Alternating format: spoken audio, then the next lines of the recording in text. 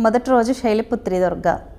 శైలపుత్రి మంత్రదీక్ష నాకు personal experience ఏంటంటే, నేను బాగా జపం చేసినప్పుడు అమ్మవారు ఈజీగా దర్శనం ఇస్తుంది. ఎందుకంటే మూలాధార చక్రంలో ఉంటుందన్నమాట అమ్మవారు.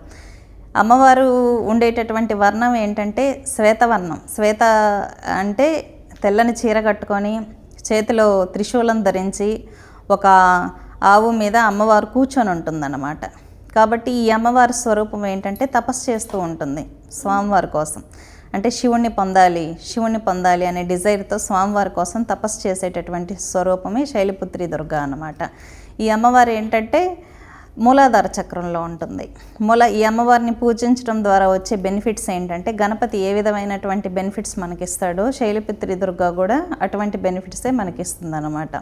ఈ దేవతను ఆరాధించడం వల్ల మనం ఏంటంటే మూలాధార చక్రం యాక్టివేట్ అయ్యి కొంతమందికి చాలా డిజైర్స్ ఉంటుంది, లస్ట్ ఉంటుంది, వాటి మీద కమాండింగ్ వస్తుంది అన్నమాట.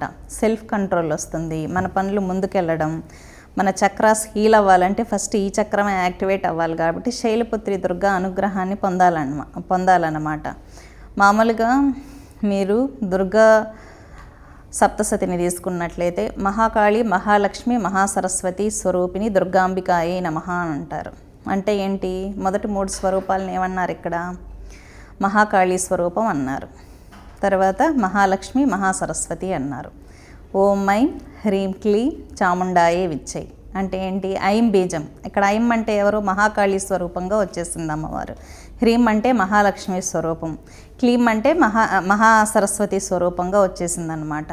కాబట్టి నవావరణ మంత్రంలో రహస్యం అనేది వేరు. మామూలుగా ఐం బీజం అంటే సరస్వతి బీజం అని అనుకుంటూ ఉంటారు. కానీ దుర్గా నవావరణ మంత్రాన్ని తీసుకున్నట్లయితే మనం మొదటిగా ఐం అంటే మహాకాళి స్వరూపం వచ్చేస్తుంది అన్నమాట. అలాగా శైలపుత్రి ఆరాధన వల్ల ఏంటంటే ఫస్ట్ మూలాధార చక్రం యాక్టివేట్ అయ్యి మన డిజైర్స్ మీద మనకు కంట్రోల్ వస్తుంది, సెల్ఫ్ కంట్రోల్. కాబట్టి ఈ అమ్మవారిని ఆరాధించడం అనేది ఏంటంటే ఎక్కువగా స్టూడెంట్స్కి ఏంటంటే కౌమార దశ వచ్చేసరికి డిజైర్స్ స్టార్ట్ అవుతాయి బాడీలో. వాళ్ళకి కంట్రోలింగ్ కెపాసిటీ ఉండదన్నమాట. మంచిగా మనం వాళ్ళ ఎడ్యుకేషన్ మీద ఎఫర్ట్స్ పట్టాలి, కాన్సన్ట్రేషన్ ఉండాలి అనుకుంటే ఈ అమ్మవారిని ఆరాధించాల్సి ఉంటుంది.